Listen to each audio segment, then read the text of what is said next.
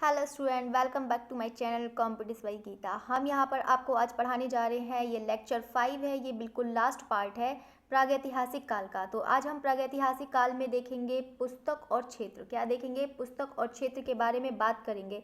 इससे पहले मैंने आपके लेक्चर 5 पूरे वो लेक्चर 4 कंप्लीट करा दिया है। ये आपका लेक्चर लास्ट है।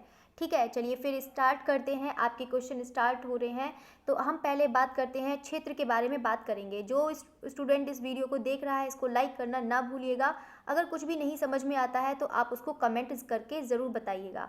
चलिए फिर स्टार्ट करते हैं। पहला है हमारा यहाँ पर उत्तर प्रदेश के बारे में देखते हैं।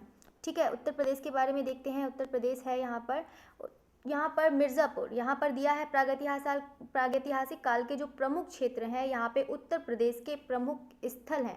सबसे पहले हम बात करते हैं यहाँ पर मिर्ज़ापुर की। देखो ये मिर्ज़ापुर है। यहाँ पर आप जानते हैं कि सबसे पहले जो मिर्ज़ापुर में सबसे पहले ही यहाँ पर शैलचित्र मिले हैं। और किसने दिए हैं? कॉकबर्न और कार्लाइल ने। तो जल्दी से आप लाइव चैट में बताइए कि कॉकबर्न और कार्लाइल ने कौन से सन में यहाँ पर मिर्ज़ापुर के शैलचित्रों की खोज करी थी? जल्दी से बताइए। चलिए अब हम बात करते हैं यहाँ पर मिर्ज़ापुर के जो क्षेत्र हैं। अब देखो क्षेत्र हैं तो यहाँ पर देखो विंडम है, कोहबर है और भलडरिया है, घोड़मंगर है, सरहू घाट है, विजयगढ़ है और रौप है और बसोली है, लोहरी और कंडाकोट। तो मैंने इसके बारे में भी इससे पहले की वीडियो में इसके बारे में पूरा बता दिया है कि कौन कौन से चित्र यहाँ से मिले हुए हैं। और ये जितने भी मिर्ज़ापुर के जितने भी उपक्षेत्र हैं यहाँ के, ये बहुत ही ज़्यादा इम्पॉर्टेंट हैं। ठीक है, तो इसको बिल्कुल ध्यान से ही समझेंगे। अब हम बात करते हैं यहाँ पर लिखुनिया की बात करते हैं। किसकी बात करते हैं? लिखुनिया की बात करते हैं। तो लिखुनिया में है यहाँ पर लिखुनिया, ये किसका ही क्षेत्र है? बिल्कुल उत्तर प्रदेश का है। ठीक है, अब हम बात करते हैं यहाँ पर हरनी-हरन। ठीक है, हरनी-हरन है तो ये भी किसका उपक्षेत्र हो जाएगा? उत्तर प्रदेश का ही हो जाएगा। अब हम बात करते हैं बांदा क्षेत्र। देखो यानी कि आप समझ ही रहे होंगे कि जो मिर्ज़ापुर है, लिखुनिया है, हरनी-हरन है और बांदा क्षेत्र, तो ये सब कौन से हैं आपके प्रमुख स्थल? उत्तर प्रदेश के ही हैं। ठीक है, अगर हम बांदा क्षेत्र की बात करते हैं, बांदा क्षेत्र की बात करते हैं तो आप समझ ही होंगे कि मनिकपुर है, सरहट है, करपटिया है और करियाकुंड है। तो आपके मैंने यहाँ पर उत्तर प्रदेश के प्रमुख स्थल बता दिए हैं। ठीक है, तो आप इसको ध्यान से इसको करिएगा।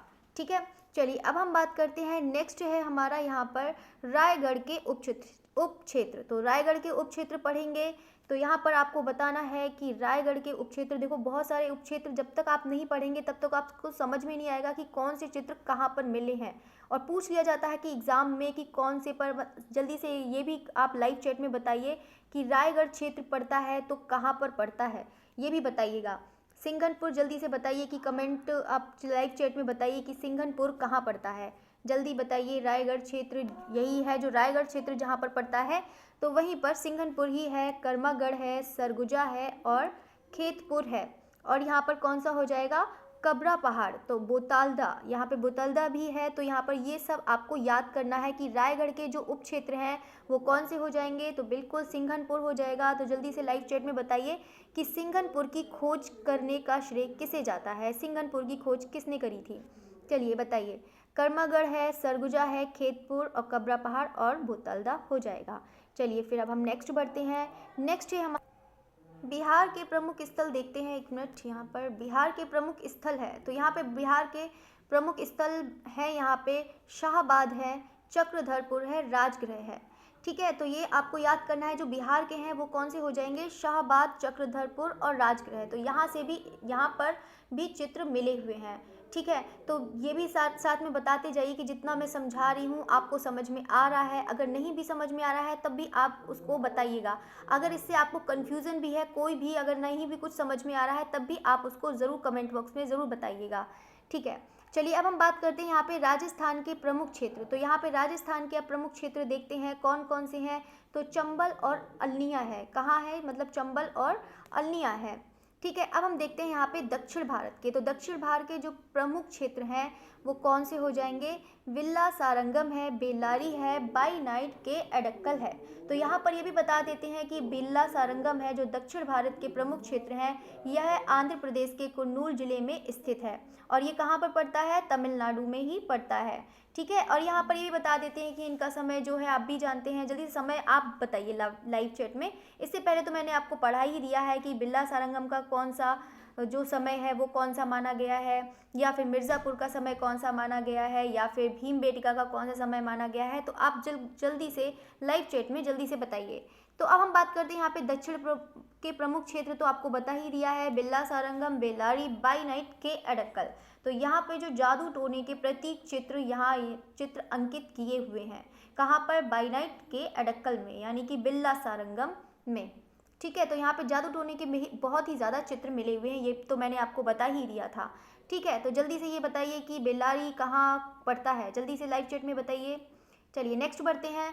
तो आपको बता ही दिया है कि यहाँ पर जो समय है इसका कौन सा हो जाएगा, उत्तर पाषाण काल हो जाएगा, यानी कि नियोलिथिक एज हो जाएगा। चलिए नेक्स्ट बढ़ते हैं। यहाँ पर नेक्स्ट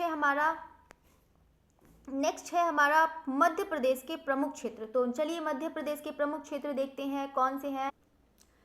पंचमढ़ी है, यहाँ पर पंचमढ़ी है, तो पंचमढ़ी के पहले देखते हैं कि पंचमढ़ी के कौन कौन से उपक्षेत्र हैं। इमली खो से भी आपके चित्र मिले हैं, ये भी मैंने आपको बता ही दिया है। नींबूज है, नींबू भूज है या नींबू भोज भी बोल सकते हैं। बाजार केव है, छोटा महादेव है, और एक यहाँ पे लिखा नहीं है, बड़ा महादेव भी है यहाँ पर, और एक मोंटेरिजा भी है और सोनभद्र भी है। अब हम बात करते हैं यहाँ पर किसकी बात करेंगे, होशंगाबाद। तो होशंगाबाद के जो उपक्षेत्र हैं वो कौन सा हो जाएगा, आदमगढ़ हो जाएगा, बुधनी और रहेली भी हो जाएगा। यहाँ पर बुधनी और रहेली को डॉक्टर जगदीश गुप्त ने प्रागैतिहासिक कला के लिए दिया था, यानी कि जो क्षेत्र है बुधनी और रहेली, ये जो क्षेत्र है मतलब डॉक्टर जगदीश गुप्त ने ये क्षेत्र जो है प्रागैतिहासिक काल के लिए दिया था, प्रागैतिहासिक कला के लिए दिया था। ठीक है, ये चीज़ याद रखना है। चलिए अब हम बात करते हैं यहाँ पर भीमबेटका की बात करते हैं। तो यहाँ पर भीमबेटका है, जल्दी से कमेंट में बताइए कि भीमबेटका के शैल चित्रों की खोज किसने करी थी और भीमबेटका गुफाओं की खोज किसने करी थी। और ये भी बताइए कि यहाँ पर भीमबेटका के जो पंचमढ़ी हैं, यहाँ पर गुफाओं की खोज का श्रेय किसे जाता है और चित्रों की खोज का श्रेय किसे जाता है, और चित्रों के जो विषय हैं उनके भी खोज का मतलब किसे जाता है। जो गुफाओं की खोज अलग करी थी और चित्रों की खोज अलग करी है, तो जल्दी से लाइव चैट में बताइएगा। और ये मैंने आपको पढ़ा भी दिया है, इससे पहले आपके वीडियो देख सकते हैं। चलिए अब हम बात करते हैं यहाँ पर मंदसौर है, रीवा है। ठीक है, एक मिनट। तो यहाँ पर जो मंदसौर है, रीवा है, शिवपुरी, पहाड़गढ़ और विदिशा, रायसेन, ये सब आप पे कौन से क्षेत्र पड़ जाएंगे, मध्य प्रदेश के प्रमुख स्थल पड़ जाएंगे या मध्य प्रदेश के प्रमुख क्षेत्र हो जाएंगे। ठीक है, तो यहाँ पर जो यानी कि जो खोज का है ये आप याद करिएगा। पंचमढ़ी है, पंचमढ़ी के जो क्षेत्र मतलब गुफाओं की खोज का बता देते हैं कि जो 1932 में मतलब सबसे पहले जो गुफाओं की खोज करी थी वो जी.आर. हंटर ने करी थी। चित्रों की खोज का श्रेय जाता है D.H. गार्डन को जाता है, जो 1936 में किया था। ठीक है, चलिए नेक्स्ट बढ़ते हैं।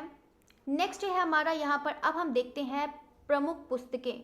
ये बहुत ज़्यादा इम्पोर्टेंट है, तो यहाँ से पुस्तकें भी पूछ ली जाती हैं। तो चलिए हम पुस्तकों के बारे में बात करते हैं। पहली पुस्तक है हमारी, जो यहाँ पर दो पुस्तक तो यहाँ पर 18 है, लेकिन यहाँ पे जो इम्पोर्टेंट है वो भी पुस्तक में बताती जा रही हूँ, तो उसको नोट डाउन करिएगा। चलिए अब हम बात करते हैं, पहली पुस्तक है हमारी प्री हिस्टोरिक पेंटिंग। ठीक है, ये इम्पोर्टेंट है तो याद रख लीजिएगा, ये इम्पोर्टेंट है, आपको याद करने पड़ेगा। प्री हिस्टोरिक पेंटिंग है, ये किसकी है, बॉड्रिक की हो जाएगी। प्री हिस्टोरिक इंडिया है, ये भी इम्पोर्टेंट है तो आप याद करिएगा, पंचानन मैत्री की है। अब हम बात करते हैं प्री हिस्टोरिक, ये वेरी इंपॉर्टेंट है तो इसको भी याद करिएगा। ठीक है, जो प्री हिस्टोरिक इंडिया है, तो आप बिल्कुल भी इसमें कंफ्यूज नहीं होना। देखो 1923 में सबसे पहले जो लिखी थी वो पंचानन मित्र ने लिखी थी, और लेकिन जो प्री हिस्टोरिक इंडिया फिर बाद में किसने थे, 1950 में स्टुअर्ट पिगार्ट ने लिखी थी। अब हम बात करते हैं यहाँ पे the dawn of civilization. The dawn of civilization है जो पिगार्ट ने लिखी थी, मतलब जो पिगार्ट की जो दो पुस्तक हैं वो दोनों हो जाएंगी प्री हिस्टोरिक और द डाउन ऑफ सिविलाइजेशन, ये दोनों किसकी हो जाएंगी, स्टुअर्ट पिगार्ट की हो जाएंगी, तो इसको भी याद करिएगा। वेरी इंपॉर्टेंट है our heritage in art. Our heritage in art भी एग्जाम में पूछ लिया जाता है तो इसको भी याद करिएगा। ये किसकी पुस्तक हो जाएगी, बिल्कुल असित कुमार हल्दर की पुस्तक हो जाएगी। अब हम बात करते हैं यहाँ पर बात करते हैं भारतीय प्रागैतिहासिक चित्रकला। यहाँ पे भारतीय प्रागैतिहासिक चित्रकला जो डॉक्टर जगदीश गुप्त की है। ये 6 नंबर जो पॉइंट है ये भी बहुत ज़्यादा इम्पोर्टेंट है तो इसको भी याद करिएगा।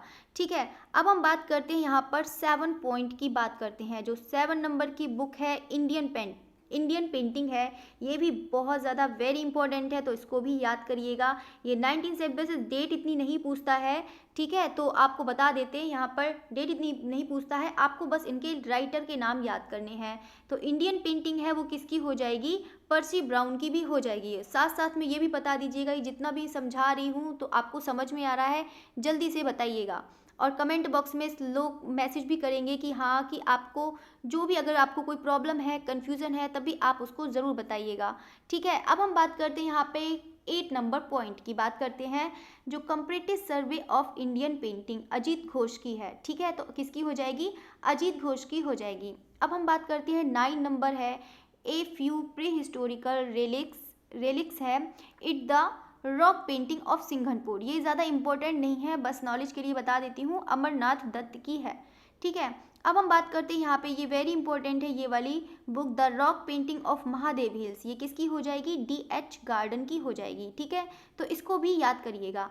अब हम बात करते हैं, लास्ट है ये 11 नंबर है, rock painting and their equeries of pre historic and later times. ये भी इतनी इंपॉर्टेंट नहीं है, लेकिन बस बता देते हैं, आप इसको याद कर लीजिएगा। तो एग्जाम में पूछने को कुछ भी पूछ सकता है, तो यहाँ पर कोई भी क्वेश्चन, एक भी बाहर क्वेश्चन नहीं जाएगा, मैं सारा टोटल आपको पढ़ा दूंगी, कोई भी, क्योंकि मेरी लिस्ट में तो कोई इंपॉर्टेंट नहीं है, तो मैं बिल्कुल आपको एक एक पॉइंट यहाँ से बताऊंगी, ठीक है, हर चैप्टर से एक एक पॉइंट आपको यहाँ से मिलेगा। चलिए अब हम बात करते हैं, यहाँ पर 11 हो गया है आपका। अब हम बात करते हैं 12 नंबर की, बात करते हैं 12 नंबर है यहाँ पर, pre historic background of Indian culture. तो ये भी इतनी ज़्यादा इंपॉर्टेंट नहीं है, ठीक है, तो ये थोड़ा 90-50 है, तो इसको हटा दीजिए, ठीक है, तो ये किसकी हो जाएगी, DH गार्डन की हो जाएगी। अब हम बात करते हैं यहाँ लाइन्स ऑन स्टोन, यानी कि ये किसकी है, लाइन और स्टोन, मायावर इरविन न्यूमेर। ये भी इतनी ज़्यादा इंपॉर्टेंट नहीं है। Pre historic exploration in India, ये किसकी हो जाएगी, अमलानंद घोष, मतलब इसको याद कर लेना, पूछ लिया जाता है। अब हम बात करते हैं 15 number, rock art in Kumaon मतलब हिमालय। ये भी इम्पोर्टेंट है, तो इसको भी देख लीजिएगा, ये किसकी है, यशोधर मठपाल की है, ठीक है। तो यहाँ पर painting rock shelters of India, ये किसकी हो जाएगी, ये भी एग्जाम में पूछ लिया जाता है, ये वेरी इंपॉर्टेंट है, तो ये किसकी हो जाएगी, VS वाकड़कर की हो जाएगी। तो जल्दी से ही बताइए कमेंट बॉक्स में, VS वाकड़कर ने किसकी खोज करी थी, किसके शैल चित्रों की खोज करी थी, जल्दी से कमेंट बॉक्स में बताइए। चलिए, तो ये यहाँ पर आपका 16 हो गए हैं। अब हम बढ़ते हैं यहाँ पर 17 नंबर पर। तो 17 नंबर जो है, Congress of the pre and pre historic sciences, ठीक है, तो ये भी इम्पोर्टेंट है, तो GR हंटर ने करी थी, ठीक है। अब हम बात करते हैं यहाँ पर जो इनकी बुक है, GR हंटर ने, देखो सब लोग ने अपने अपने जो गुफाएं हैं उनके बारे में भी यहाँ पर बोला है, ठीक है, तो उनकी खोज करी थी।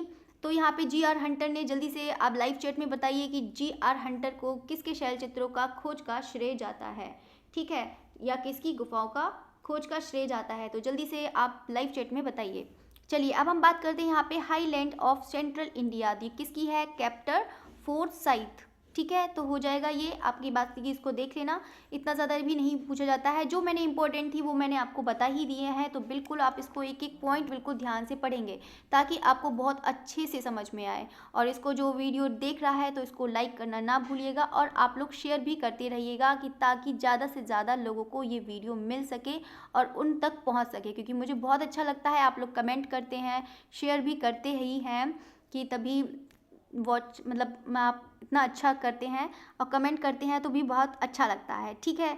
तो बाकी आप ऐसे ही जुड़े रहिए और उसको लाइक करिए, शेयर करिए। Okay, thanks for watching.